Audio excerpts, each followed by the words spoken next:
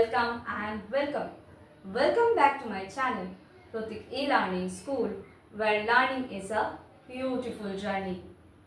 আজকে আমরা শিখে নেব নিত্য নৈমিত্তিক সুন্দর যে কাজগুলো আমরা করে থাকি সকাল থেকে রাত অবধি, সেই কাজগুলোকে আমরা ইংলিশে কিভাবে বলবো। তাহলে চলো আর বেশি দেরি না করে আজকের ক্লাসটি শুরু করা যাক।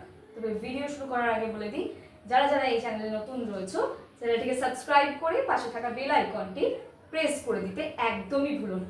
তাহলে চলো আজকের ভিডিওটি শুরু করা যাক।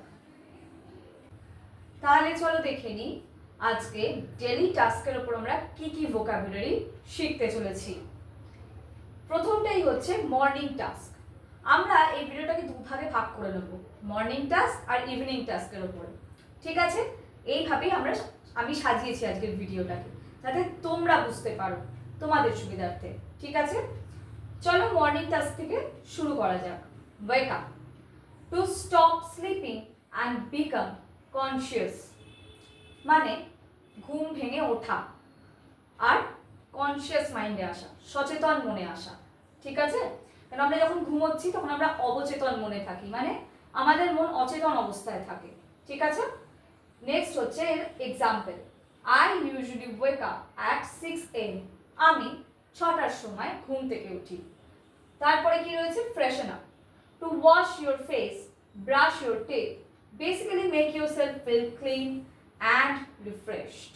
ঠিক আছে, example, I need 10 minutes to freshen up before the meeting.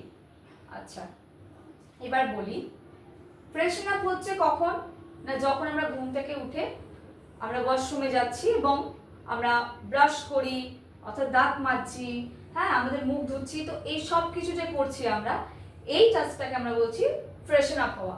ঘুম থেকে উঠে এক কথায় নিজেকে রিফ্রেশ করা। ঠিক আছে, এবার এখানে একটা এক্সাম্পল দিয়েছি যে আমার 10 মিনিট প্রয়োজন ফ্রেশন আপ হওয়ার জন্য, মিটিংয়ের আগে আমার 10 মিনিট প্রয়োজন ফ্রেশন আপ হওয়ার জন্য, ব্যাস। তো এইটাই এখানে মানেটা বোঝাচ্ছে। নেক্সট হচ্ছে stretch out, to extend your body or limbs to feel relaxed. Stretch আউটটা কীরকম, স্ট্রেচ আউট এক ধরনের এক্সারসাইজ হয়, যে এক্সারসাইজের থ্রু দিয়ে নিজের শরীরের সমস্ত বলতে পারো এক কথায় সমস্ত ক্লান্তিকে মানে আমরা শরীর থেকে বার করে দিতে পারি, এবং শুধু তাই নয় আমরা একটা ওভারঅল রিল্যাক্সেশনও ফিল করি ওই এক্সারসাইজের থ্রু দিয়ে। তো এইটাই হচ্ছে stretch out. Example, I stretch out for 5 minutes to loosen up my muscles, অর্থাৎ আমি 5 মিনিট স্ট্রেচ আউট করি কি, মাসেলগুলোকে লুজেন করার জন্য। ঠিক আছে, মাসেলগুলোকে ঠিক করার জন্য ওভারঅল। ঠিক আছে, নেক্সট হচ্ছে make the bed, to arrange the blankets, shits and pillows neatly on your bed.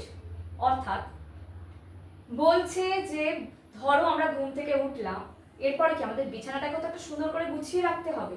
তো এখানে সেটাই বলছে, বিছানাকে গুছিয়ে রাখা, এক কথায় ব্ল্যাঙ্কেট মানে ধরো আমাদের গায়ের চাদর হতে পারে বা গায়ের ব্ল্যাঙ্কেট হতে পারে, বা ধরো যে আমাদের বিছানার চাদর রয়েছে, বালিশ রয়েছে, সব কিছু একটা গুছিয়ে পরিপাটি করে রাখাকে বলছে মেক দ্য বেড।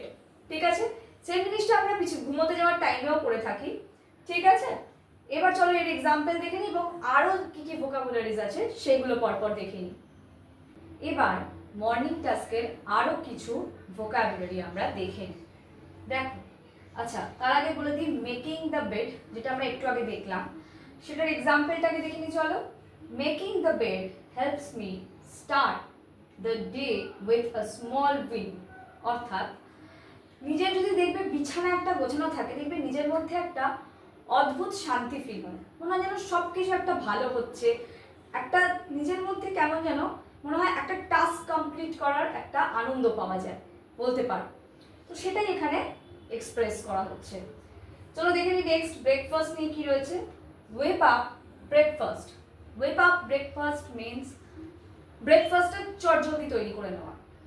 এখানে ওয়েক আপ কথাটা ক্যাজুয়ালি আমরা ইউজ করি, প্রিপেয়ার সামথিং কুইকলি, কুইকলি কিছু তৈরি করি যখন আমরা, তখন আমরা ওয়েক আপ কথাটা ইউজ করতে পারি। চলো এবার দেখে নিই এর এক্সাম্পলটা কি রয়েছে। I whipped up some scrambled eggs and toast this morning। অর্থাৎ আমরা যখন কোনো খাবার তাড়াতাড়ি তৈরি করছি বা প্রিপেয়ার করছি তখন আমরা এই ওয়েব আপ কথাটা ইউজ করবো। ওয়েবড আপ কেন হয়েছে? যেহেতু পাস্ট টেন্সে বলছে তাই জন্য ওয়েবড আপ হয়েছে। ওয়েবড আপ মানে কি, আমি তাড়াতাড়ি করে আজকে সকালে স্ক্র্যাম্বলড এগ, অর্থাৎ আমরা বলি না ডিমের ঝুড়ি বা ডিম ভুজিয়া টাইপ কিছু একটা বলি, তো সেইটাই বলছে স্ক্র্যাম্বলড এগ। এবং টোস্ট, টোস্ট বলতে পাউরুটি টোস্ট যেটা হয় সেটার কথাই বলছে, টোস্ট তৈরি করেছিলাম। ঠিক আছে। টেক আ শাওয়ার, স্নান করা। স্নান করা, to wash your body with water. স্নান করাকে বোঝাচ্ছে। এর এক্সাম্পল কি? She takes a quick shower every morning. সে খুব তাড়াতাড়ি, প্রতিদিন সকালে সে খুব তাড়াতাড়ি কি করে না, স্নান করে নেয়। তারপরে দেখো হচ্ছে গেট ড্রেসড, অর্থাৎ তৈরি হওয়া। স্কুলে যাও, অফিসে যাও, তার জন্য তোমাকে রেডি হতে হয়, তো সেটাই বলছে get dressed. To put on clothes, গায়ে জামা কাপড় পরা। After my shower I get dressed for my work. জামা কি বলছে না, স্নান করার পর আমি জামা কাপড় পরে তৈরি হই অফিসের জন্য বা স্কুলের জন্য হতে পারে।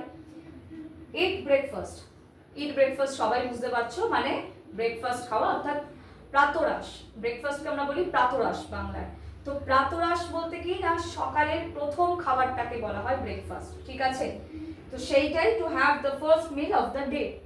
Example, I eat healthy breakfast every day.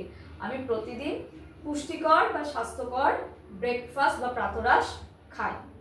এরপরে আরও কিছু ভোকাবুলারি আমরা দেখে নিই, চলো।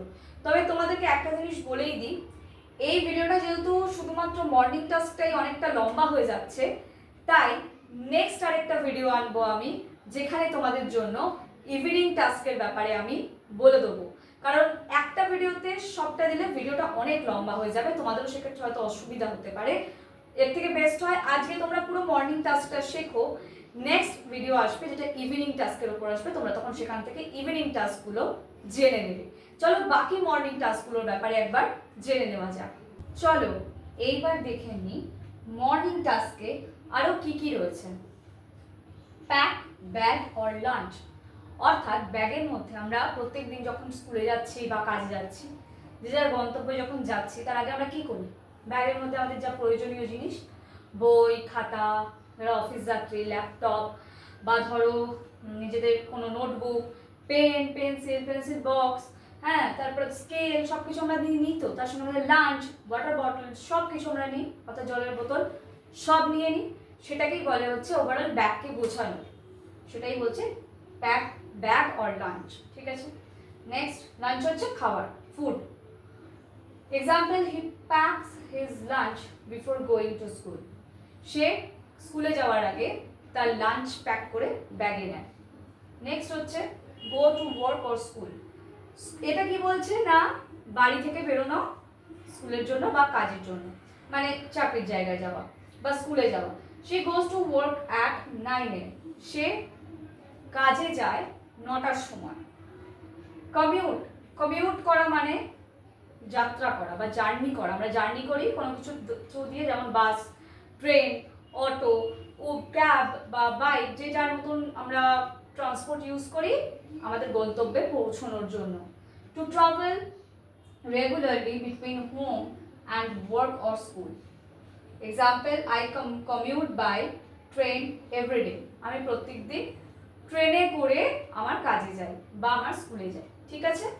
নেক্সট আরও কিছু রয়েছে, সেগুলো এই ভিডিওতে আমি অ্যাড করে দিচ্ছি, সেগুলো তোমরা একটু দেখো এবং সেগুলোর এক্সাম্পলে দিয়েই পুরোপুরি অ্যাড করা থাকবে এই ভিডিওটাতে। এই ভিডিওটা শুধুমাত্র মর্নিং টাস্কের জন্যই করছি, কারণ ভিডিওটা নাহলে অনেকটা লং হয়ে যাবে তোমাদের জন্য। নেক্সট যে ভিডিওটা আসবে সেটাতে পাক্কা আমি তোমাদের জন্য ইভিনিং টাস্কের উপরে নিয়ে আসবো। সমস্ত ইভিনিং টাস্কের উপর ভিডিওটা থাকবে, যেটা থ্রু দিয়ে তোমরা কি কি ইভিনিং টাস্ক আমরা ডেলি করে থাকি সেইগুলোর ব্যাপারে জানতে পারবে। তাহলে চলো বাকি ভোকাবুলারিগুলো দেখে নেওয়া যাক।